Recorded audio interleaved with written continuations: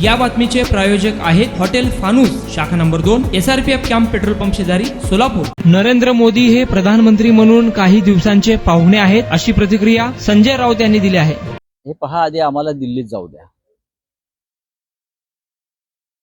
लोकसभा सदस्यांचा शपथविधी व्हायचा आहे, तो होईल। लोकसभेचं अध्यक्षपद NDAच्या घटक पक्षाने मागितलेलं आहे। चंद्राबाबू नायडूंचं बी नाव ऐकतोय।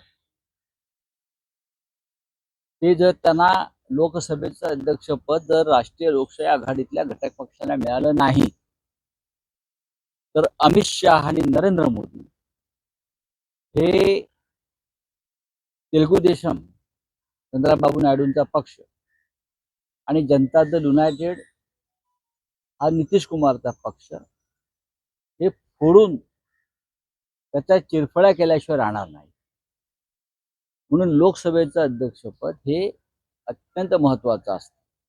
जसं महाराष्ट्राच्या विधानसभेत राहुल नार्वेकर हे जे भारतीय जनता पक्षांचे पॉलिटिकल एजंट होते त्या पदावर, त्यांच्यामुळे शिवसेना घटनाबाह्य पद्धतीनं फुटल्याचं जाहीर करण्यात आलं। विधिमंडळात पक्ष फुटू शकतो। विधिमंडळात जरी पक्ष फुटला तरी ज्या पद्धतीचा निकाल दिलेला आहे नार्वेकरांनी, अत्यंत बनावट पद्धतीनं, म्हणजे सुप्रीम कोर्टानं शिंदे गटाचा व्हीप हा बेकायदेशीर असल्याचं सांगितलं, शिंदेची निवड बेकायदेशीर असल्याचं सांगितलं। या सगळ्या गोष्टी, राज्यपालांची संपूर्ण कार्यवाही बेकायदेशीर असल्याचं सांगितलं, तरीही राहुल नार्वेकर यांनी अत्यंत घटनाबाह्य पद्धतीनं निकाल दिला। तसाच निकाल उद्या लोकसभेत भाजपचा जर अध्यक्ष असेल तर दिला जाऊ शकतो। भारतीय जनता पक्षाची परंपरा आहे, ज्याचे खावे मीठ त्याची मारावी नीट, बरं का, ही भाजपची परंपरा आहे। त्यामुळे आज ज्यांच्या टेकूवर हे पक्ष सरकार उभं आहे, राष्ट्रीय लोकशाही आघाडीचं, मोदींचं नाही, तर हे सगळ्यात आधी लोकसभा अध्यक्ष झाल्यावर चंद्राबाबू आणि जनता दल युनायटेड, चिराग पासवान यांचे पक्ष फोडतो। आणि नक्कीच आम्ही लोकसभेत आमची ताकद दाखवू ना। चंद्राबाबू नायडूंनी जर त्यांचा उमेदवार उभा केला लोकसभेसाठी, अध्यक्षपदासाठी, तर आम्ही चर्चा करू इंडिया आघाडीमध्ये आणि चंद्राबाबू नायडू यांच्या उमेदवाराला पाठिंबा देऊ। पारदर्शक चेहरा पाहिजे, गरजेचं आहे। या देशाच्या जनतेनं नरेंद्र मोदी यांना झिडकारलाय, नाकारलाय, भारतीय जनता पक्षाचा पराभव केलाय, त्यांच्या झुंडशाहीचा, हुकुमशाहीचा, संविधान विरोधी कृतीचा पराभव केलाय। त्याच्यामुळे लोकसभा अध्यक्षपद हे त्या पद्धतीनेच निवड होणं गरजेचं आहे, पारदर्शक पद्धतीनं। आणि उपाध्यक्षपद हे आता कायद्यानं, घटनेनं विरोधी पक्षाला मिळायला हवं।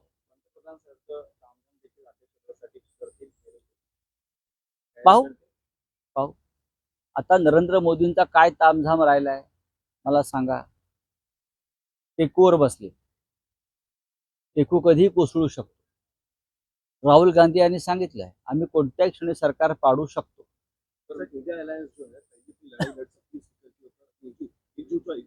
देखिए, लड़ाई जो है लोकसभा स्पीकर की लड़ाई बहुत महत्वपूर्ण लड़ाई। अब 2019 और 2014 वाली स्थिति संसद में नहीं है। अगर राहुल गांधी जी बोलते हैं कि हम चाहे तो सरकार कभी भी गिरा सकते हैं, उसका मतलब आप समझ जाइए कि जो बैठे हैं प्रधानमंत्री पद पर या सरकार जो बनाई है NDA की, वो स्थिर नहीं है, स्टेबल नहीं है, कुछ भी हो सकता है। अगर हमने सुना है कि चंद्राबाबू नायडू जी ने लोकसभा का स्पीकर पद मांगा है, जो उनसे डील हुआ है, ये ठीक बात है। चंद्राबाबू जी, अगर लोकसभा स्पीकर पद पर NDA का कोई व्यक्ति नहीं बैठा, तो सबसे पहले नरेंद्र मोदी और अमित शाह तेलुगु देशम पार्टी को तोड़ देंगे, और ये काम शुरू कर दिया है। जनता दल यूनाइटेड, नीतीश कुमार की पार्टी तोड़ देंगे, चिराग पासवान की पार्टी तोड़ देंगे, जयंत चौधरी की पार्टी तोड़ देंगे। उनका काम ये है, जिसका नमक खाते हैं उनको ही खत्म करते हैं, इनके साथ खाने में बैठते हैं उधर ही छेद करते हैं। ऐसे लोग हैं बीजेपी के, हमारा अनुभव है। तो ये अगर चंद्रबाबू नायडू जी ने लोकसभा स्पीकर पद मांगा है और उनको अगर मिलता है तो हम उनका स्वागत करेंगे जरूर। लेकिन स्थिति बदल गई है।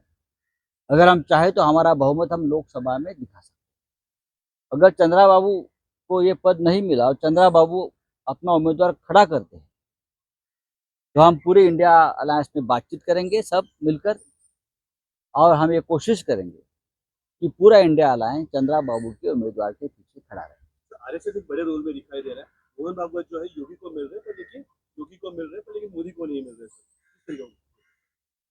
देखिए, आरएसएस को एक रोल देश में लोकतंत्र बचाने के लिए और संविधान रक्षा के लिए निभाना पड़ेगा।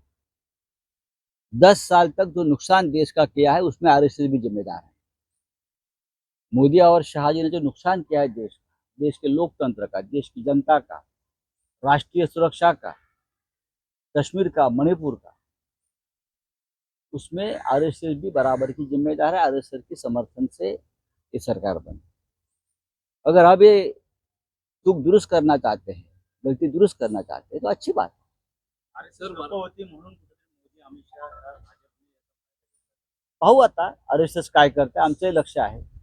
वर्षानुवर्ष ग्राहकांच्या सेवेसाठी कटिबद्ध असणारे हॉटेल व्यवसायातील विश्वसनीय नाव हॉटेल फानुस। हैदराबाद रोडवरील हॉटेल फानुसच्या यशस्वी वाटचालीनंतर सोलापुरात आता नव्याने आपल्या सेवेत हॉटेल फानुसची दुसरी शाखा सुरू झाली आहे। शहरापासून जवळच स्वच्छ सुंदर वातावरणात फॅमिलीसाठी स्वतंत्र सोय, व्हीआयपी गेस्टसाठी स्वतंत्र एसी रूम, दिल्ली, मुंबई, हैदराबाद येथील स्पेशल डिशेस आता फक्त हॉटेल फानुस शाखा नंबर 2 मध्ये।